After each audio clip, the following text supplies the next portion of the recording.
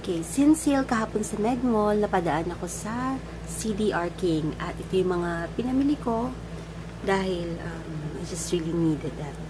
Yung first one is of course the USB keyboard. Okay, since may ibang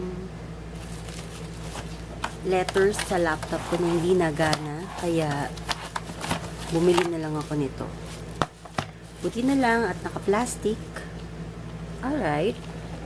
Okay naman. Ito yung warranty. Okay, so this is good.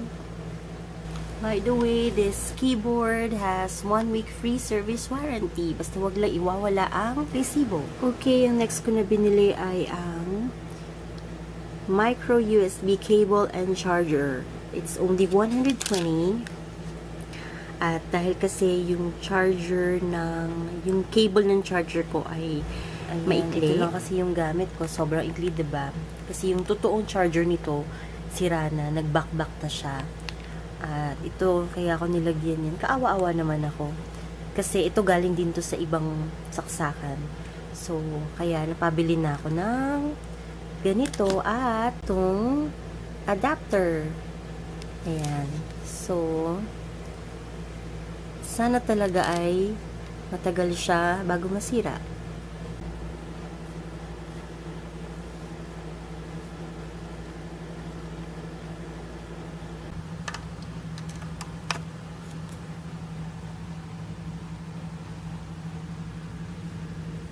Ayan, gumana na. So, we're good. Okay, the next one is this. Since my mom wants to listen to music, pero yung sobrang simple lang gamitin. So, ito yung nakita ko. Okay, so ito siya. Liit-liit.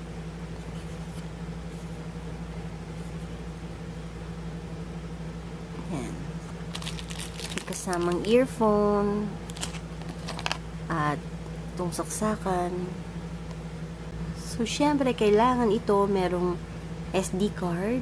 So, 8 gigabytes muna yung binili ko. Ang kasya na songs sa 8 gigabytes ay nasa 1,920. Okay. Okay, so the last one that I bought was this mobile stand. Kung alam ba't bumili ako ng mobile stand eh. Supposedly kasi pag tipong kumakain ka at nagre-review ko ng food, eh, pwede mong gawing stand to. Kaya lang, nung na-mention dito na ipipeel off and then didikit sa cellphone, didikit dito, parang ayoko naman. Imagine didikit siya. Pero pwede sigurong, bongga, diba? Ganyan yan eh. Tapos, ayan, so ganyan siya. So, ito siya. Ayaw. Kailangan talaga kasing idikit. Kailangan ayoko idikit. So, I don't like it. This one, gusto ko isoli ito. Iba na lang ang bibilihin natin. Okay? I don't like this. Ayan, so, all in all, ang nagastos ko sa lahat ng mga to ay 979. Wag na wag iwawala ang resibo para pwede pang mabili within 1 week or kung pwedeng ireklamo mo for any factory defect. That's it. Kayo, ano yung mga nabili nyo na sa CDR King na up to now, buhay pa rin, or ano yung mga product fails na that's the reason bakit ayaw nyo nang bumili sa CDR King. So, let me know.